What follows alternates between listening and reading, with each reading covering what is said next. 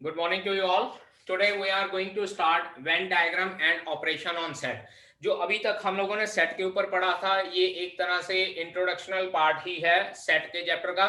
अब जो है हमारा मेन पार्ट शुरू होगा, जिसमें हम लोग ऑपरेशन ऑन सेट्स पढ़ेंगे, यूनियन एंड इंटरसेक्शन, और साथ के साथ इसके आगे ही फर्दर हमारी स्टडी इसके साथ चलेगी।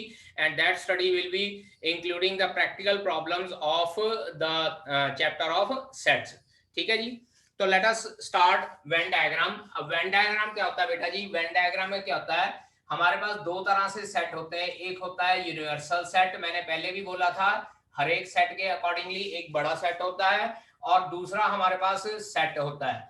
तो जब हम लोग वेन डायग्राम के अकॉर्डिंगली रिप्रेजेंट करते हैं तो बेटा यूनिवर्सल सेट को हम लोग एक रेक्टेंगल के साथ डिनोट करते हैं, और इसके साथ साइड में हम लोग यूनिवर्सल सेट लगा देते हैं।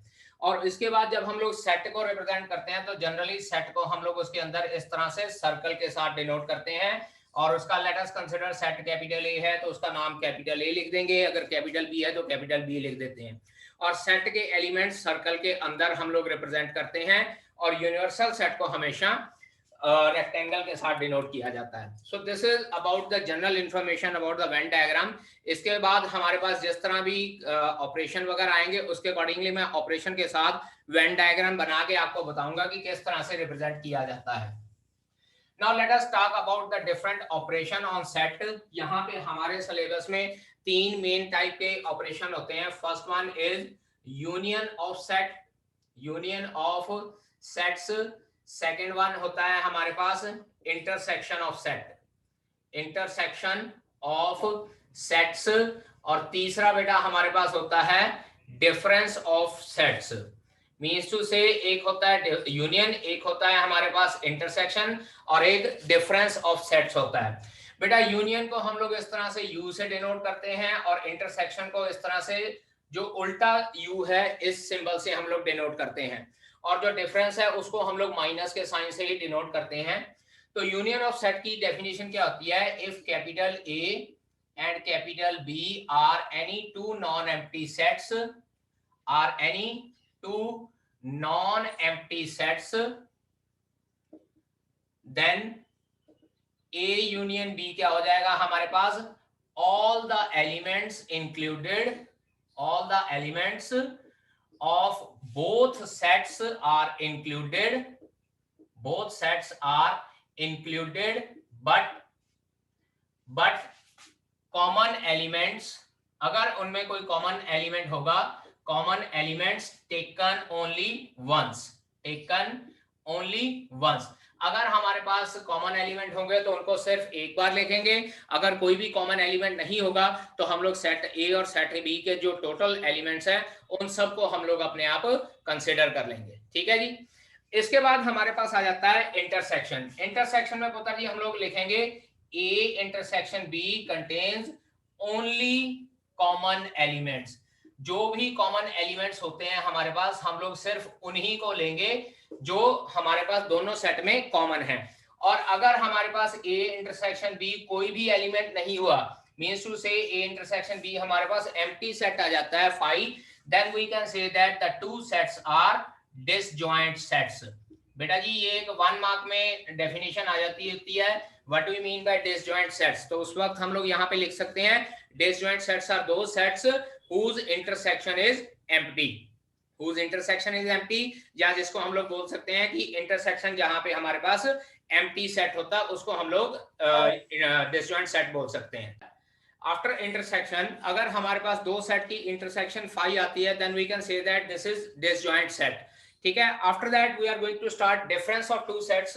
Let us consider we are having an element a set capital A and another set capital B, then difference will be denoted by a minus b, and it will give the answer as a minus b means only those elements which belongs to a only, which belongs to a only। मतलब क्या है कि जो सिर्फ a के बीच में element होंगे हम लोगों ने वही लिखने हैं। जो अगर a और b का कोई कॉमन एलिमेंट होंगे, we are not suppose to write down those common element, as well as b के एलिमेंट्स भी हम लोगों ने लिखने नहीं है। ठीक है जी। So these are the three definitions for the different operation on set. अब इसके बाद हम लोग बात करते हैं वेन डायग्राम के अकॉर्डिंगली। वेन डायग्राम के अकॉर्डिंगली हमारे पास क्या आ जाएगा, let us consider the when diagram regarding these three definitions. सबसे पहले हमारे पास आ जाता है A union B. A union B के लिए हम लोग क्या करते हैं, let us consider this is the universal set, और यूनिवर्सल सेट को हम लोग यू से डिनोट करते हैं, कैपिटल यू से। Let us consider this is set A and this is set B. तो जब हम लोग इसको रिप्रेजेंट करना चाहते हैं वेन डायग्राम के accordingly, then we will write down like this. इस तरह से हम लोगों ने पूरे का पूरा पोर्शन शेडिंग करना है। और यहाँ चेक कर लीजिए, जो यहाँ कॉमन पोर्शन था वो मैंने सिर्फ एक बार शेड किया है। तो मींस टू से कि हमारे पास ए यूनियन बी के क्या एलिमेंट्स हो जाएंगे, जो सारे के सारे ए और बी को बिलोंग करते होंगे, लेकिन कॉमन एलिमेंट सिर्फ एक ही बार होगा। नाउ लेट अस कंसीडर, मैं एक एग्जांपल लेता हूं, capital A is equals to 1 2 3, capital B मैं ले लेता हूं मेरे पास 3 4 5, और कैपिटल सी मैं ले लेता हूं 5 6 and 7। Now I want to find out A union B. तो बेटा जी ध्यान दीजिएगा, ए यूनियन बी मेरे पास क्या हो जाएगा, चेक कीजिए, ए और बी दोनों के एलिमेंट्स लिखने हैं, लेकिन कॉमन एलिमेंट्स हम लोगों ने सिर्फ एक ही बार लिखने हैं। तो ये हो जाएगा 1 2 3 4 एंड 5। सी हियर, यहाँ कॉमन एलिमेंट 3 था, लेकिन मैंने सिर्फ एक ही बार लिखा है। Similarly if I want to find out A union C, तो ए के एलिमेंट और सी के एलिमेंट कोई भी कॉमन नहीं है, तो मैं सारे के सारे एलिमेंट्स यहाँ पे लिख लेता हूं 1 2 3 5 6 and 7। Similarly, if I want to find out B union C, it will be 3 4 5 6 and 7. Now you can see that A union B में हमारे पास A और B के सभी के एलिमेंट्स हो जाते हैं, लेकिन कॉमन एलिमेंट सिर्फ एक ही बार होता है। तो इसका मतलब क्या होता है कि A यूनियन B में हम लोग दोनों सेट के एलिमेंट कंसिडर कर सकते हैं। अब ये वेन डायग्राम तो तब है जब हमारे पास A और B दोनों में कोई कॉमन एलिमेंट हो। अगर दोनों में कोई भी कॉमन एलिमेंट ना हो, see here this is universal set, check कीजिए ए और सी में कोई भी कॉमन एलिमेंट नहीं था, in that case I will write like this, this is set A, this is set C, और ए के पोर्शन को मैं शेड कर दूंगा, सिमिलरली सी के पोर्शन को भी मैं शेड कर सकता हूं। सो मेरे पास हमारे पास ए यूनियन सी इस तरह से आ जाएगा, but general representation of the union of the two sets is this one. ठीक है बेटा। सेक्शन बी, अब जब हम लोगों ने इंटरसेक्शन फाइंड आउट करना है, तो पुत्र जी मैंने आपको ये बताया था कि ए इंटरसेक्शन बी में हम लोग सिर्फ और सिर्फ कॉमन एलिमेंट्स लेते हैं।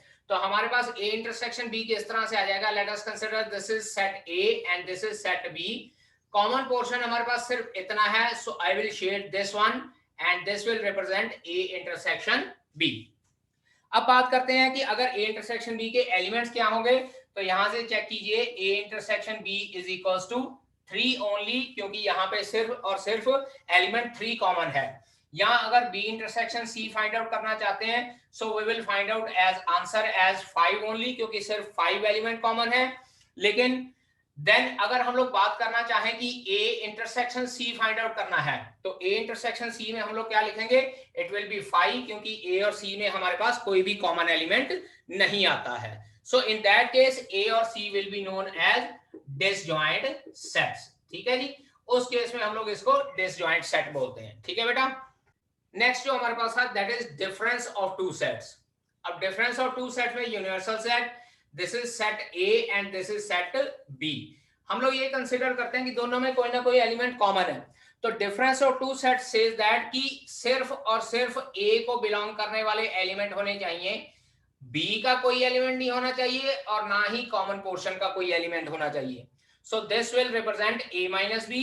इसी तरह से अगर हम लोग b माइनस ए लिखना चाहते हैं, then it will be universal set, this is a, this is b, और अब हमारे पास यूनियन क्या b माइनस ए क्या आ जाएगा, this will be b minus A. तो a माइनस बी में हमारे पास सिर्फ वो एलिमेंट होंगे जो a में होंगे, b में नहीं होंगे, और b माइनस ए क्या हो जाएगा, वो एलिमेंट जो सिर्फ b में होंगे। अब यहां से अगर a minus B find out करना चाहते हैं, इट विल बी 1, 2। चेक कीजिए, ए में एलिमेंट 1 और 2 ऐसे हैं जो बी में नहीं है, और ना ही हम लोगों ने कॉमन एलिमेंट लेना है। Similarly if we want to find out B minus A, it will come out to be 4, 5, यानी कि बी माइनस ए में वो एलिमेंट होंगे जो हमारे पास सिर्फ बी में प्रेजेंट है। इसी तरह से अगर मैं a minus C find out करना चाहता हूं बेटा जी, क्योंकि a और c दोनों के दोनों डिसजॉइंट सेट हैं, तो a minus C contains all the elements of set A only. ठीक है जी। तो यहाँ पे सेट कंटेनिंग ए और सेट कंटेनिंग ए ओनली का डिफरेंस होता है। अब ए के एलिमेंट 1 2 3 है, लेकिन यहाँ पे a माइनस बी का मीनिंग है A only, so it will be contain only 1, 2 elements in it. ठीक है। अगर हम लोग बात करें कि यूनियन की बात करें, तो हमारे पास पहली प्रॉपर्टी होती है A union B is equals to B union A. मतलब क्या है कि कम्यूटेटिव लॉ इसमें होल्ड करता है। छोटी क्लासेस में भी हम लोग एक प्रॉपर्टीज पढ़ते हैं ना, कम्यूटेटिव प्रॉपर्टी, एसोसिएटिव प्रॉपर्टी। इसी तरह से हमारे पास यूनियन और इंटरसेक्शन में भी होता है कि A union B is equals to B union A. Secondly, अब बात करते हैं अगर हमारे पास तीन एलिमेंट्स हो, A union B union C, it will be equals to A union B union C, that is associative law। अब इसका मीनिंग क्या होता है बेटा जी? अब कृष्ण कुमार जी आपने जो क्वेश्चन पूछा था कि what is A union B union C, तो बेटा ये आंसर हमारे पास इस तरह से होता है कि जब हमारे पास तीनों एलिमेंट्स का यूनियन फाइंड आउट करना होता है, कुछ नहीं करना, किसी दो सेट को पहले कंसिडर करके उसका यूनियन निकाल लीजिए और जो रिजल्टेंट आंसर आता है उसका तीसरे सेट के साथ यूनियन फाइंड आउट कर लीजिए। अब जैसे यहाँ पे हम लोगों ने कहा था A इज इक्वल्स टू 1 2 3 था, उसके बाद B हमारे पास था 3 4 5 and after that C was 4 5 6 या 5 6 7 था। Late us consider. तो हम लोग यहाँ पे A union B union C find out करना चाहते हैं, तो अपनी मर्जी है कि पहले हम लोगों ने कौन से दो सेट का यूनियन लेना है। लेट अस कंसीडर, मैं पहले A यूनियन B ले लेता हूं, मेरे पास आंसर आ जाएगा 1 2 3 4 5 एंड आफ्टर दैट इसका यूनियन कंसीडर करना है 5 6 7 के साथ। तो इसका आंसर मेरे पास क्या हो जाएगा? 1 2 3 4 5 6 and 7। So means to say that कि जब यूनियन फाइंड आउट करना है तो तीनों सेट का यूनियन फाइंड आउट करना है and it is our choice. जैसे मैंने पहले ए यूनियन बी लिया, आप पहले बी यूनियन सी ले सकते हैं, उसके बाद ए के साथ उसका यूनियन फाइंड आउट कर सकते हैं। ठीक है जी। Now third property is A union phi. Phi का मीन होता है एम्प्टी सेट। ए का यूनियन एम्प्टी सेट के साथ हमारा पास आंसर आ जाता है ए। इसको बोलते हैं law of identity. Law of identity, इसको हम लोग इस तरह से भी कंसिडर कर सकते हैं कि ए हमारे पास बड़ा सेट होता है, फाई हमारे पास छोटा सेट होता है। तो इसको आप लर्न करने के तरीके से ये कंसिडर कर सकते हैं कि बड़े सेट और छोटे सेट का यूनियन हमेशा हमारे पास बड़ा सेट होता है। आई एम रिपीटिंग अगेन, बड़े सेट और छोटे सेट का यूनियन हमेशा बड़ा सेट होएगा। आफ्टर दिस फोर्थ पार्ट हमारे पास आ जाता है कि अगर एक सेट का अपने साथ ही यूनियन कंसिडर करना हो तो वही सेट वापस आ जाता है, क्योंकि अपने साथ कंसिडर करना तो इसका मतलब सारे के सारे एलिमेंट कॉमन है और सारे के सारे एलिमेंट कॉमन है, तो A union A will be considered as capital A. And then fifth property is universal set union A. अब बेटा जी ये वही चीज आ गई, यूनिवर्सल सेट बड़ा सेट है और ये छोटा सेट है, तो बड़े सेट और छोटे सेट का यूनियन हमारे पास क्या हो जाता है? बड़ा set, that is universal set. अब इसी तरह की प्रॉपर्टीज हमारे पास इंटरसेक्शन में होती है। फर्स्ट वन अगेन, जैसे यहां कम्यूटेटिव लॉ होल्ड करता है, इसी तरह से इंटरसेक्शन में भी कम्यूटेटिव लॉ होल्ड करता है। ए इंटरसेक्शन बी ले लीजिए या बी इंटरसेक्शन ए ले लीजिए, answer remains the same. Secondly यहां पे भी वही चीज, A intersection B intersection C या A intersection B intersection C ले लीजिए। इंटरसेक्शन में भी सेम वही चीज होती है कि जिसका मर्जी पहले आप इंटरसेक्शन ले लीजिए दो सेट का, उसके बाद रिजल्टेंट आंसर का तीसरे सेट के साथ इंटरसेक्शन ले सकते हैं। अब यहाँ पे थर्ड प्रॉपर्टी है ए इंटरसेक्शन फाई। और बेटा यहाँ पे याद रखिएगा, यूनियन में मैंने बोला था कि बड़े सेट और छोटे सेट का यूनियन बड़ा सेट होता है, लेकिन जब इंटरसेक्शन की बात आती है तो हमारे पास आंसर हमेशा छोटा सेट होता है। बड़े सेट और छोटे सेट का इंटरसेक्शन हमारे पास हमेशा छोटा सेट होता है।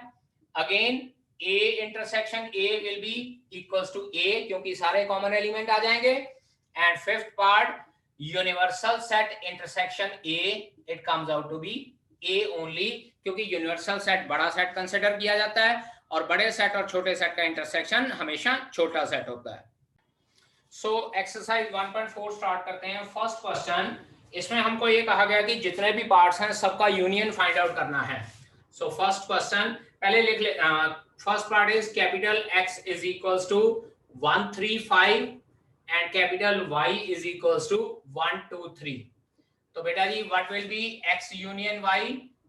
हम लोगों ने सारे एलिमेंट्स लिख लेने हैं, लेकिन कॉमन एलिमेंट सिर्फ एक ही बार लिखना है।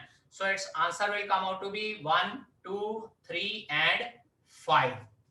After that second part, capital A एक सेट दिया हुआ है जिसमें एलिमेंट्स हैं हमारे पास ए ई आई ओ यू, और कैपिटल बी हम लोगों को सेट दिया हुआ है जिसमें एलिमेंट्स हैं A B and C. So it implies A union B हमारे पास क्या हो जाएगा पुत्र जी, सारे एलिमेंट्स ए और बी के लिख लेने, कॉमन एलिमेंट सिर्फ एक बार. So it will be A B C E I O and U. Check कीजिए यहाँ पे कॉमन एलिमेंट सिर्फ एक ही बार लिखा है जो ए था. इसके बाद नेक्स्ट थर्ड पार्ट. और बेटा जी एक बात और बता दूं, अगर मेरी बुक में या आपकी बुक में कोई स्टेटमेंट की डिफरेंस होएगी तो don't take tension, you just apply the rule according to your statement only. ठीक है, उसके अकॉर्डिंगली आपका आंसर आ जाएगा. सो नेक्स्ट बात करते हैं, capital A is a set of. अब बेटा यहाँ पे देखिए जो सेट है वो हम लोगों को सेट बिल्डर फॉर्म में गिवन है, तो हमारी चॉइस है कि हम लोगों ने सेट बिल्डर फॉर्म में ही सॉल्व करना है या इसको टेबुलर फॉर्म में लिख लेना है. यहाँ लिखा हुआ है x is a natural number and multiple of 3.